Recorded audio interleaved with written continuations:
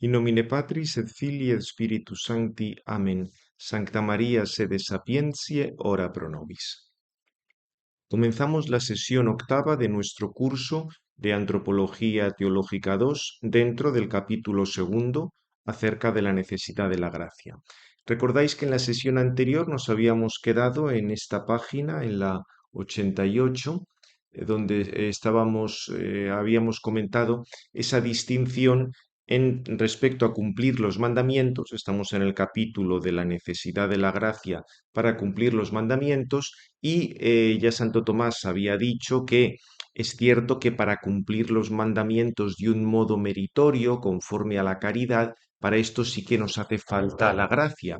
Pero otra cosa es que cabría un cierto cumplimiento de los mandamientos, al menos parcial, sin la gracia. Ese cumplimiento, por ejemplo, en el caso de honrar o cuidar a los padres, cuando se cuida o se honra a los padres sin la gracia, sin la caridad, se cumpliría ese mandamiento de honrar a los padres, pero no se estaría cumpliendo el mandamiento de amar a Dios sobre todas las cosas por caridad. De todos modos, comentaremos luego alguna precisión más sobre este tema de la sustancia y el modo a la hora de cumplir los mandamientos. Aquí simplemente os pongo un texto del Magisterio de San Pío V, donde se defiende esa posibilidad de cumplir los mandamientos, sea la sustancia de las obras o sea respecto al modo de caridad, porque Bayo rechazaba esto y San Pío V condenó ese rechazo de Bayo a esta diferencia respecto al modo de cumplir los mandamientos.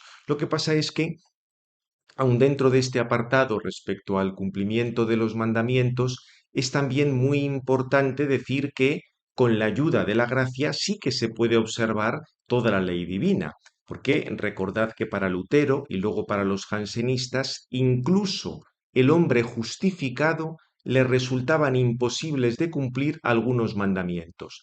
Los jansenistas decían que no se le iba a dar la gracia para cumplirlos, o Lutero decía que el hombre era a la vez justo y pecador. Realmente aquí tenéis unos textos magisteriales donde se recuerda que no, que el hombre, una vez justificado, está obligado a cumplir los mandamientos y no le va a faltar la ayuda de Dios para cumplirlos. Aquí Trento citaba, hacía referencia a esa frase de San Agustín de que Dios no manda lo imposible, sino que mandando aconseja que hagas lo que puedas, pidas lo que no puedas y Dios ayuda para que puedas. O sea que es posible cumplir los mandamientos. Aquí ya digo, tenéis algunas citas del Concilio de Trento o también de la condena de las proposiciones jansenistas por parte de Inocencio X. Atención, el que los mandamientos se puedan cumplir por parte del hombre en gracia no quiere decir que sea fácil cumplirlos, que sea una cosa automática, que ya vayan a desaparecer todas las tentaciones. El que podamos cumplir los mandamientos con la gracia no quiere decir que estemos ya confirmados en gracia, que tengamos el don de la impecabilidad o algo por el estilo. Evidentemente no. Como os digo aquí, si no se evitan las ocasiones del pecado, y no se da un cultivo serio de la ascética cristiana, es lógico que se recaerá en el pecado. Y para eso el Señor nos ha dejado el sacramento de la penitencia. Fijaos que esto además es especialmente claro cuando haya vicios o disposiciones previas que estén más o menos arraigadas. No es que por recibir la gracia todas esas disposiciones vayan a desaparecer de modo milagroso. Recordad lo que decíamos respecto al tema de las virtudes infusas. Sí, recibimos las virtudes infusas con la gracia, pero no es que automáticamente todas las disposiciones contrarias desaparezcan. En cualquier caso, estos textos que hemos visto nos recuerdan que tenemos la posibilidad de cumplir toda la ley de Dios con la ayuda de la gracia. Bien, os pongo ahora un epígrafe un poco más especulativo sobre el tema de cómo entender la sustancia y el modo, porque ya hemos visto que esta distinción nos ha salido en Santo Tomás, ha salido en el Magisterio, es una cosa también de sentido común. No todas las obras que hacen los pecadores son pecado, luego hasta un cierto punto están cumpliendo de alguna manera los mandamientos. Lo que pasa es que esta distinción de sustancia y modo fue comprendida de diversas maneras. Esto lo vimos en el primer tomo. Recordad que los autores de la Compañía de Jesús en general tendían a ver lo sobrenatural como un modo que se añadía a realidades naturales. Recordad que decían que si Dios intervenía sobre la libertad, pues ya se perdería la libertad. Por eso tenían que decir que Dios no intervenía directamente sobre la potencia, sino que se añadía algo aparte. Ese sería el modo que se añadiría, digamos, a nuestras obras para que fueran meritorias, pero la sustancia de esas obras sería natural. Sin embargo, en Santo Tomás esto es distinto. O sea, que nos quede claro, Santo Tomás afirma que es posible un cierto cumplimiento de los mandamientos sin la gracia, pero también afirma, como vamos a ver ahora, que el cumplimiento de los mandamientos que realiza el cristiano por la gracia es sustancialmente distinto del cumplimiento de los mandamientos que realizaría alguien sin la gracia. Ya he dicho que ese cumplimiento de los mandamientos que realizaría alguien sin la gracia no es que fuera pecado, pero el cumplimiento de los mandamientos que se realiza con la gracia es algo sustancialmente distinto. Vamos a verlo. Ante todo, recordad que las virtudes morales infusas, de las que hablamos digamos, en el capítulo de presentación, son distintas de las adquiridas y son distintas sustancialmente. La prudencia infusa no es meramente la prudencia adquirida a la que se le añade un modo, como si sustancialmente fuera lo mismo la prudencia infusa y la adquirida, solo que se le añade pues como una florecita que la decora, un modo de gracia. No, para Santo Tomás, la virtud infusa se distingue por su objeto de la virtud adquirida. Por eso, la prudencia infusa y la prudencia adquirida son esencialmente distintas. Por supuesto que se van a ocupar pues de la recta ratio agibilium, de organizar las acciones prácticas, pero digamos, en vista de un objeto distinto.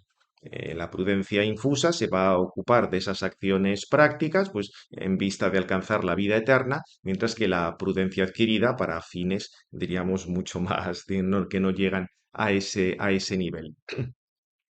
Fijaos que si no fuera así, si las virtudes infusas y las virtudes adquiridas no se distinguieran esencialmente, la diferencia entre naturaleza y la gracia sería un mero modo añadido, no algo esencialmente distinto. La diferencia entre naturaleza y gracia pues, sería simplemente que ponemos una flor, ponemos un adorno más, ponemos una cosa a lo que ya había antes. No, la gracia transforma interiormente. Pero repito que esto no lo podían aceptar los autores de la Compañía de Jesús, porque si lo aceptaban caía su definición nominalista de libertad. Esto ya digo, lo tenéis con más detalle en el primer volumen. Todavía peor respecto a las virtudes teologales, porque hubo autores que decían que la sustancia de los actos de las virtudes teologales, de la fe, de la esperanza y de la caridad, venían de la naturaleza y lo que hacía la virtud teologal era añadir un modo especial, como si la base del creer estuviera ya en la naturaleza y se le da pues luego como digamos, un adornito, un modo especial que es lo que lo haría meritorio o lo que lo haría sobrenatural, sin más. El problema de esto, digamos, lo que estaba de fondo en estos, lo pongo en este párrafo, venía disculpad que no había abierto el esquema, no lo teníais delante. Digamos, lo que estaba de fondo es que se estaban entendiendo las virtudes infusas, tanto teologales como morales, de la misma manera que las virtudes adquiridas sí se comparaban con su potencia. Recordad que en el caso de las virtudes naturales, la potencia puede realizar una serie de actos, pero el modo virtuoso viene gracias precisamente a la virtud. O sea, la sustancia de ese acto procede de la potencia, pero el que sea virtuoso viene precisamente de que esa potencia está adornada con una virtud.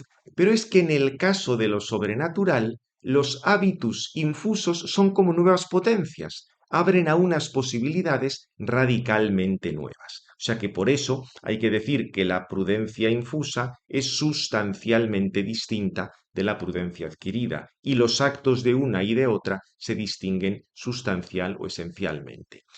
El mismo Santo Tomás, en las primeras obras donde había influjo, pues de autores como Casiano, de otros autores, no, digamos, no conocía al principio mucho San Agustín, reflejaba ideas de los teólogos de su época que tenían estos dos, digamos, estos dos aspectos. En primer lugar, muchos teólogos de la época de Santo Tomás pensaban que el hombre caído podría observar por las solas fuerzas del libre albedrío sin la gracia todos los preceptos de la ley divina en cuanto a la sustancia de la obra buena y que incluso los mandatos correspondientes a las virtudes teologales en la sustancia de sus actos se podrían observar sin necesidad de la gracia. Con lo cual, como veis, Santo Tomás al principio mantenía unas cosas que en parte no es que fueran pelagianas, pero recordaban en parte a cosas pelagianas y esto vino sobre todo, luego lo comentaremos, por la, digamos, la lectura asidua de las colaciones de Casiano, de otros autores monásticos que no habían tenido muy claras estas cosas que luego precisaría San Agustín. Lo que pasa es que conforme fue conociendo mejor a San Agustín, se dio cuenta de que el hombre sin la gracia no podía evitar todos los pecados mortales, luego no podía cumplir toda la ley divina. Ya en el De Veritate lo explica y con mucha más claridad en Prima Secunde 109.4. Con lo cual, esta primera cosa, el hombre caído podría observar por las solas fuerzas del libre albedrío sin la gracia todos los preceptos de la ley divina en cuanto a la sustancia de la obra buena, Santo Tomás la corrigió bastante pronto.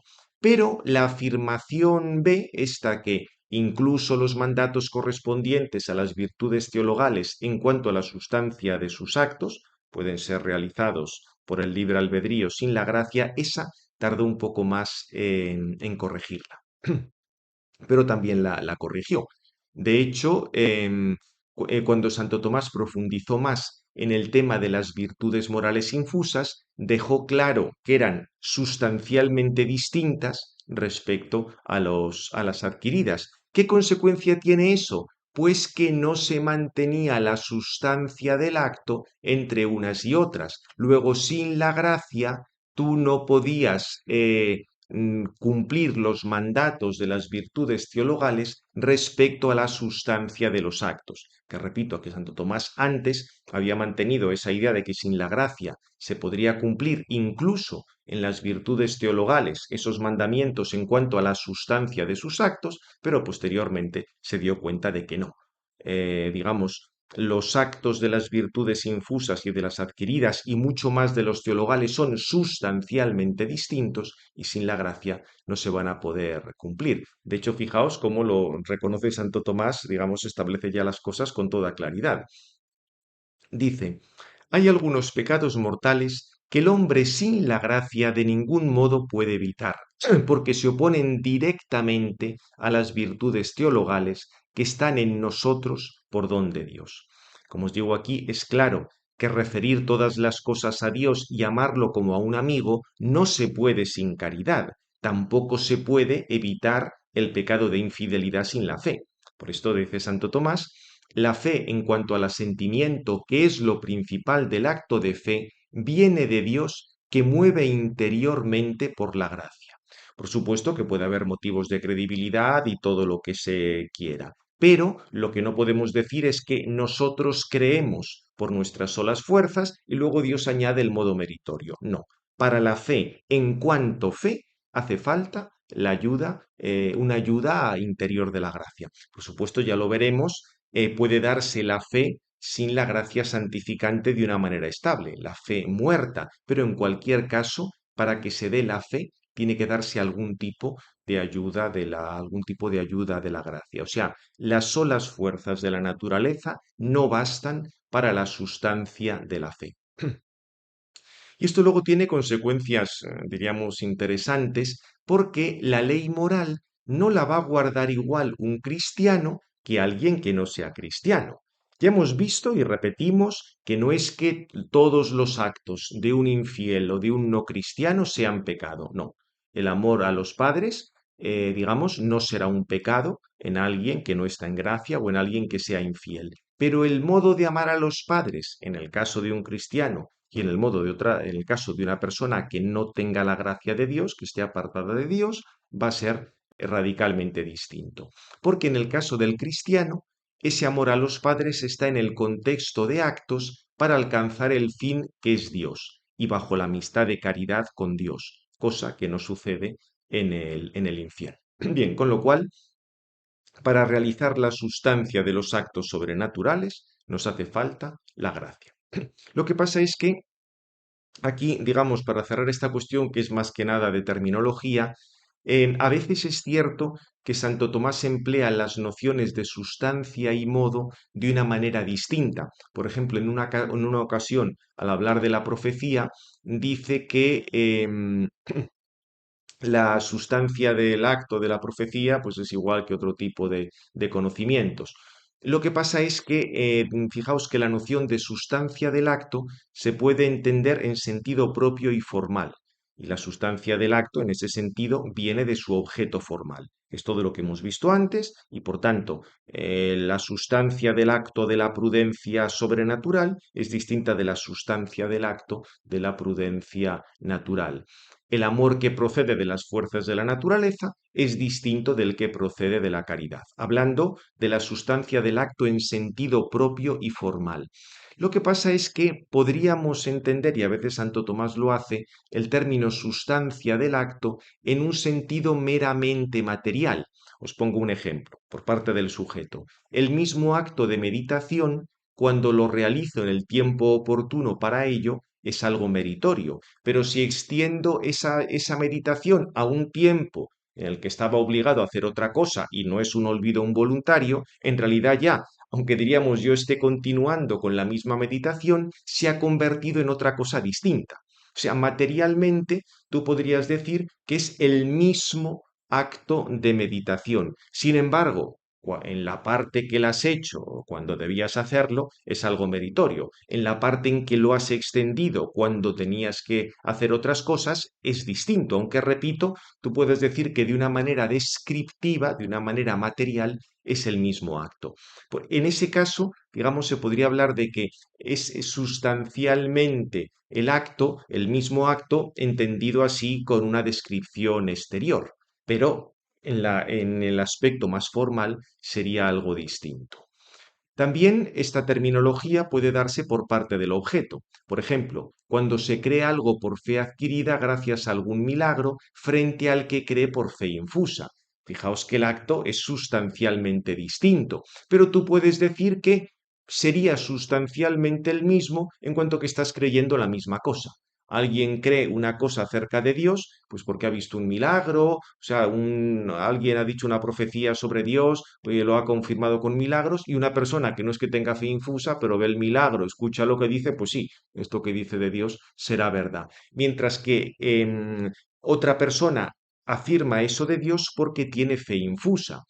Si te fijas en el contenido material, los dos están hablando, por ejemplo, de que Dios es trino. Y tú podrías decir que sustancialmente están diciendo lo mismo, pero entendiendo sustancialmente solo respecto a la consideración material. Pero repito que ese no es el sentido en el que lo emplea Santo Tomás en otras ocasiones. Tened presente además que si nos referimos a los actos exteriores, puede haber una identidad de sustancia entre los que se realizan por las fuerzas de la naturaleza y los que están imperados por la caridad. Fijaos que si vemos simplemente el acto exterior en su exterioridad, por ejemplo, dar una limosna a un pobre o ayudar materialmente a los padres, si nos fijamos esos actos, que son actos imperados, porque es, digamos, es la voluntad interior la que los está mandando, decimos, pues es el mismo, el que da una limosna a un pobre simplemente por un motivo, pues no sé, de filantropía o de cualquier otra cosa, y el que la da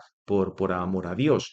Digamos, en la descripción exterior, tú dirías que la sustancia de la obra es la misma. Lo que pasa es que son obras sustancialmente distintas si las consideramos teniendo en cuenta su objeto, su fin, todo este tipo de cosas. Bien, esto era simplemente esta distinción que creo que era importante respecto a la sustancia y el modo. Pasamos a otro apartado que es, digamos, es también muy, nos mantenemos dentro de estos artículos contra la herejía de Pelagio, y es el tema de la gracia y el mérito de la vida eterna. El tema del mérito lo veremos con mucho detalle porque hay todo un capítulo dedicado a la cuestión del mérito, pero quedó muy claro en la controversia pelagiana que por ningún mérito que anteceda la gracia se debe el premio a las buenas obras, si se dan, sino que la gracia que no se debe precede para que sucedan las buenas obras. O sea, que para que merezcamos la vida eterna, van a hacer falta buenas obras, pero obras que se van a realizar con ayuda de la gracia. Es decir, solo podemos merecer la vida eterna con ayuda de la gracia. Por supuesto que tendremos que colaborar, tendremos que actuar, pero sin la gracia no se pueden alcanzar de ninguna manera los méritos que nos llevan a la vida eterna. Bien, aquí os pongo esta cosa es curiosa que, por ejemplo, Bayo había dicho cosas parecidas a los pelagianos, solo que antes de la caída del pecado, como si dijéramos para Bayo, antes de la caída del pecado, el hombre sin la gracia, pues ya naturalmente merecía la vida eterna y después del pecado ya realmente no puede de ninguna manera merecer la vida eterna. Lutero también había dicho algo parecido, decía que digamos, en un cierto extremo se había ido a lo contrario de los pelagianos. Los pelagianos decían que sin la gracia se podía merecer la vida eterna. Lutero dijo que aun con la gracia tampoco podíamos merecer la vida eterna porque el hombre siempre era pecador. Bayo había dicho que antes del pecado, sin la gracia merecíamos la vida eterna y después del pecado, ni con la gracia podíamos merecer la vida eterna.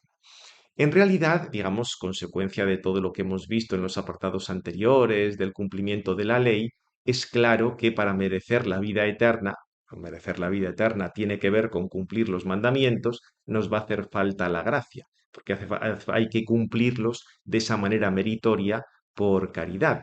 Ya hemos visto que sin la gracia el hombre no puede querer ni hacer el bien que corresponde a la salvación, ni amar a Dios sobre todas las cosas, según el modo propio de la caridad, ni cumplir toda la ley perfectamente al modo sobrenatural.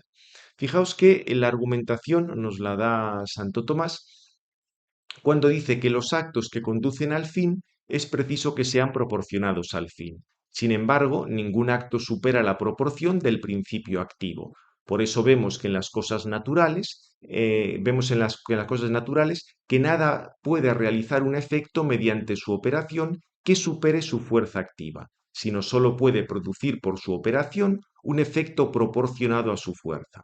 La vida eterna es un fin que supera la proporción de la naturaleza humana, como queda claro por lo que hemos dicho antes, y por ello el hombre no puede producir por sus fuerzas naturales obras meritorias proporcionadas a la vida eterna, sino que para esto se requiere una fuerza superior, que es la fuerza de la gracia. Por eso, sin la gracia, el hombre no puede merecer la vida eterna. Dice, sin embargo, puede realizar obras que conduzcan algún bien connatural al hombre. O sea que, por tanto, sin la gracia, algún bien connatural el hombre puede hacer, pero obras que conduzcan al bien de la vida eterna no puede realizar sin la gracia. Bien, creo que esto es bastante claro y cierra un poco los artículos que dedica Santo Tomás al tema de la necesidad de la gracia en relación con digamos, para oponerse a la herejía pelagiana.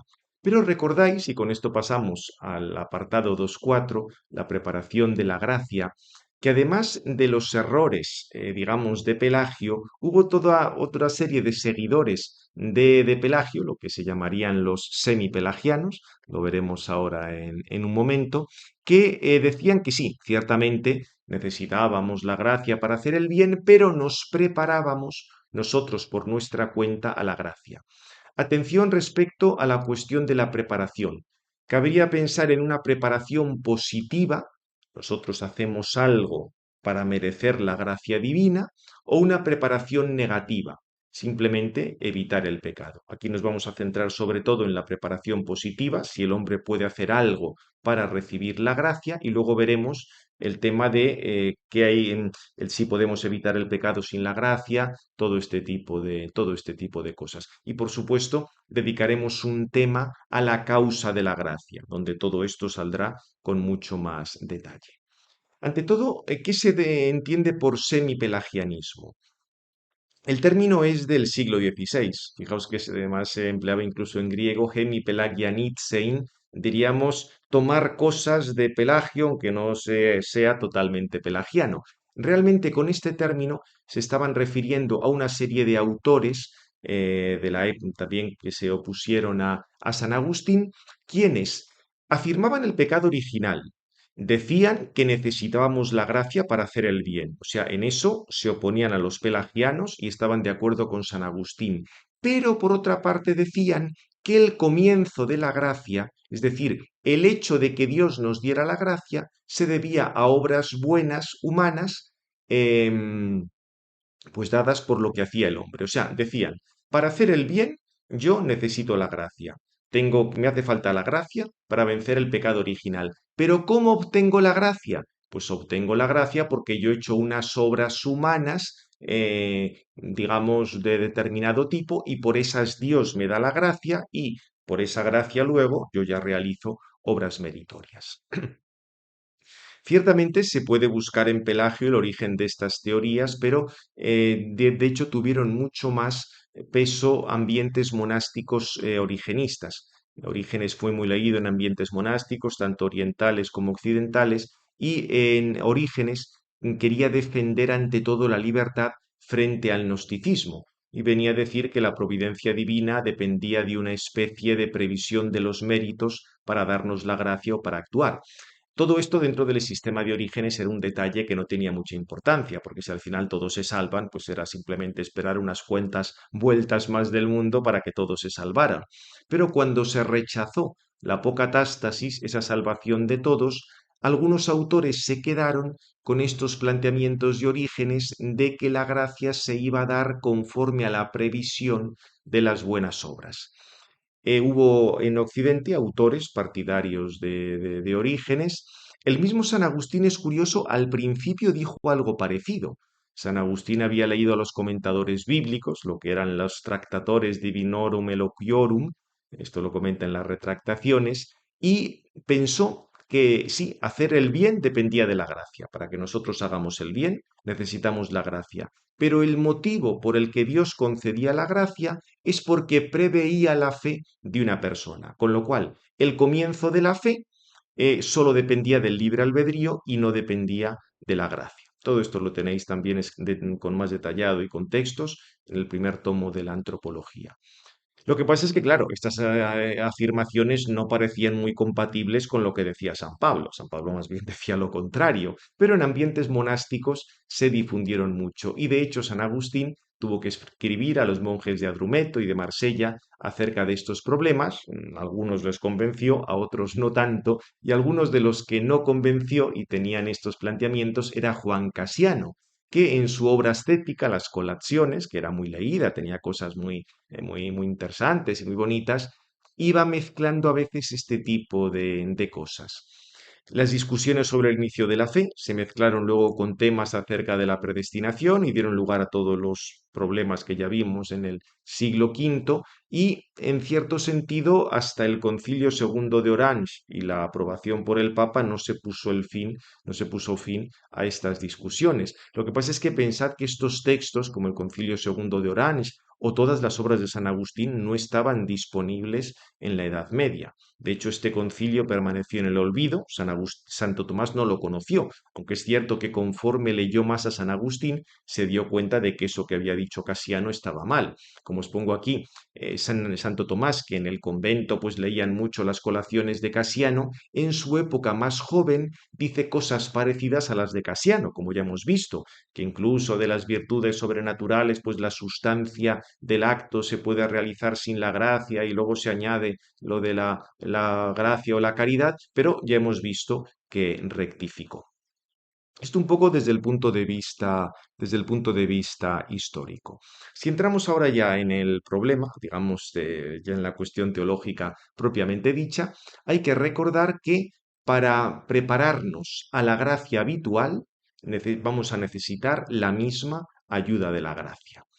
Fijaos cómo la Escritura insiste en que dependemos en todo de Dios, que la situación previa del hombre es estar sin la gracia, que nadie puede acercarse a Cristo sin la atracción del Padre, que para mantener la fe hace falta la ayuda del Espíritu Santo, o que sin Cristo no podemos hacer nada, o que todo lo hemos recibido de Dios. O sea que, digamos, hay esa insistencia continua en que para hacer cualquier bien dependemos de Dios. Es Dios quien realiza en nosotros el querer y el obrar, el que inicia y consuma la obra buena, etc. Tenéis aquí toda una serie de testimonios. Y, digamos, apoyado en todos estos testimonios, el Concilio de Orange recordó, fijaos este punto que es especialmente claro, sin la gracia de Dios, o sea, si alguien dice que sin la gracia de Dios, a los que creen, quieren, desean, intentan, trabajan, vigilan, tal, se otorga por parte de Dios la misericordia, pero no para que creamos, queramos y no confiesan que por la infusión e inspiración del Espíritu Santo en nosotros, sucede que podamos realizar todas esas cosas como es preciso y somete la ayuda de la gracia a la humildad y obediencia humana, y no acepta que el ser obedientes y humildes viene del mismo don de la gracia, resiste al apóstol que dice que tienes que no hayas recibido. Es decir, el mismo hecho de que nosotros deseemos, intentamos, creamos, queramos conseguir la gracia, o sea, todo lo que tiene que ver con la preparación a la gracia, es fruto de la misma gracia. Aquí os recuerdo que se podría señalar tres aspectos en los que se podríamos pensar en esa hipotética preparación a la gracia sin la gracia. O bien desear la gracia y pedirla, o bien merecer la gracia, o bien disponernos positivamente para la gracia. La misma Iglesia advirtió que en estos tres casos esto dependía de la gracia. O sea, el desear y pedir la gracia dependía de la misma gracia. Esto lo recordó Pío VI al sínodo de Pistoia, recordando que si decían que deseábamos la gracia o la pedíamos la gracia por nuestras solas fuerzas, estaban cayendo realmente en el semipelagianismo. Respecto a merecer la gracia, también tanto el Concilio de Orange como el de Trento explicaron que sí, la gracia la podemos merecer, pero con ayuda de la misma gracia. Veremos en el capítulo del mérito cómo podemos merecer tanto la vida eterna como el aumento de gracia, pero siempre con ayuda de la misma gracia. Y por otra parte, cualquier preparación o disposición positiva, como que nuestra voluntad quiera o se prepare a sí misma, no se puede realizar sin la gracia. Fijaos lo que había dicho Trento. Si alguno dijere que sin la inspiración preveniente del Espíritu Santo y su ayuda puede el hombre creer, esperar y amar o arrepentirse como es preciso para que se confiera la gracia de la justificación, sea anatema. Bien, ya digo, tanto las fuentes bíblicas como las precisiones del magisterio fueron muy claras.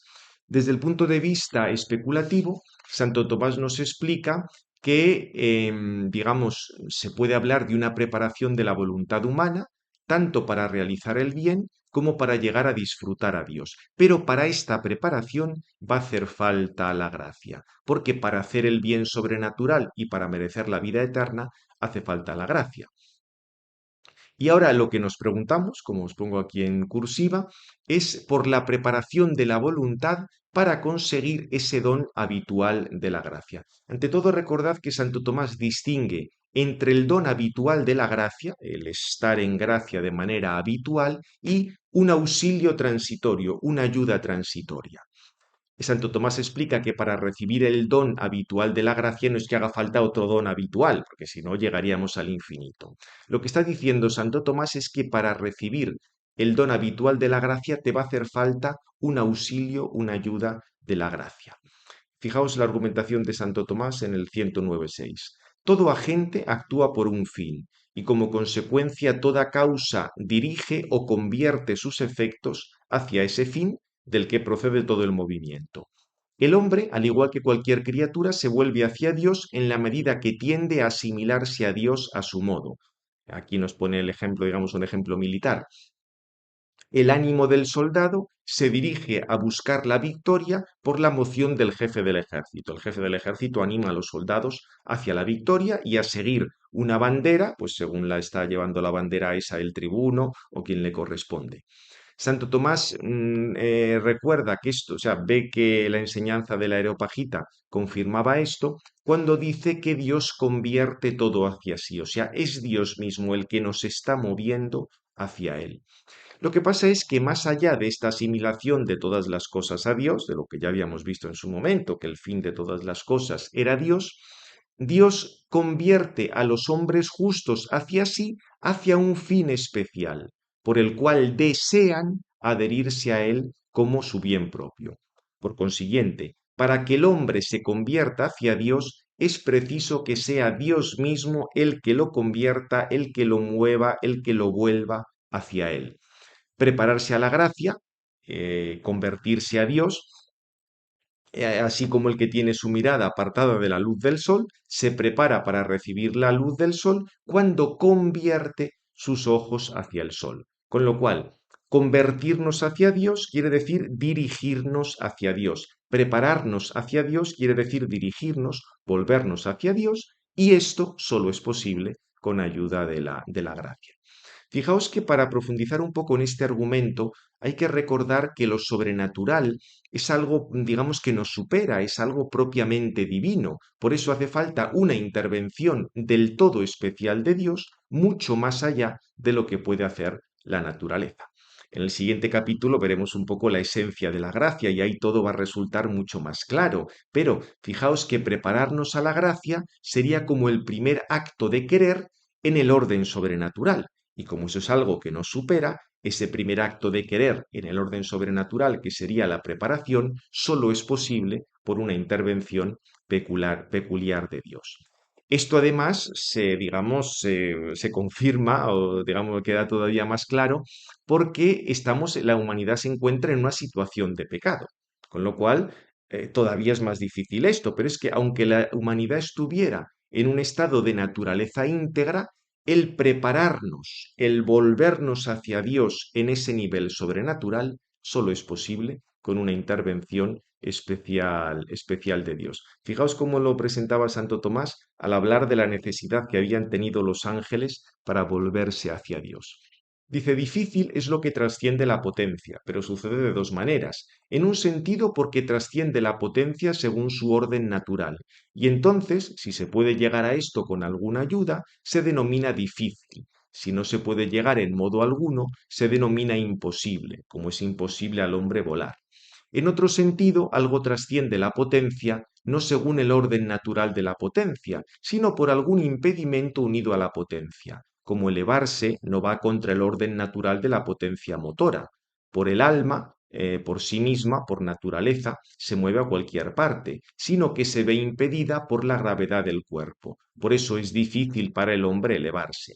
En cambio, respecto a la última bienaventuranza, ciertamente para el hombre es difícil porque está sobre su naturaleza y porque tiene un impedimento por la corrupción del cuerpo y la infección del pecado.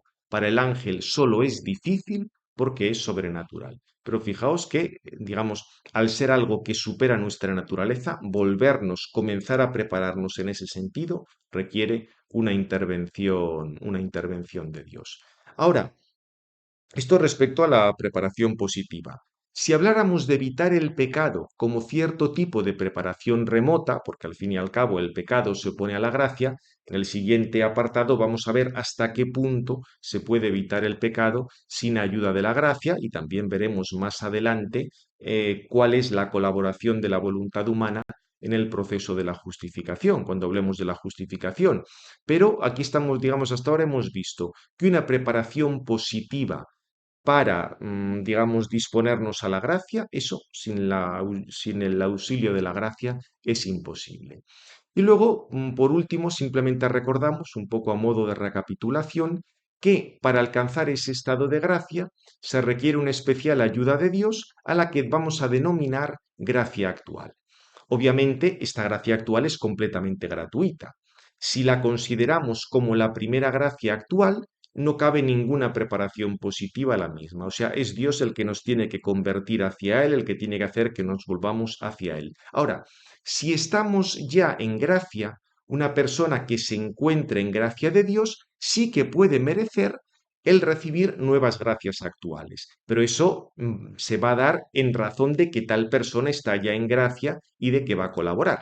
Ahí entraríamos en el tema del mérito, con lo cual tú puedes decir que una persona en gracia sí que puede merecer gracias actuales para que cada vez crezca más, esa gracia habitual que tiene, eso no hay ningún problema. De hecho, de lo que pasa es que todo esto lo veremos con más detalle cuando tratemos lo referente a las distinciones entre gracia habitual, gracia actual y sobre todo lo comprenderéis mucho mejor cuando veamos en el capítulo segundo hasta qué punto la gracia es algo que nos supera, algo completamente divino. Como es algo completamente divino, el hecho mismo de prepararnos hacia ella solo va a ser posible con la ayuda de la misma gracia. Bien, pues dejamos aquí esta sesión y la próxima sesión comenzaremos con la necesidad de la gracia ante el pecado, que también es un cierto tipo de preparación, porque hemos visto que una preparación positiva, o sea, disponernos nosotros por un acto hacia la gracia, no es posible. Veremos si el hecho de evitar el pecado, que es también un cierto tipo de preparación, se puede realizar con nuestras fuerzas o no. Lo veremos en la próxima sesión. Gloria al Padre, al Hijo y al Espíritu Santo, como era en el principio, ahora y siempre, por los siglos de los siglos. Amén. En nombre del Padre, del Hijo y del Espíritu Santo. Amén.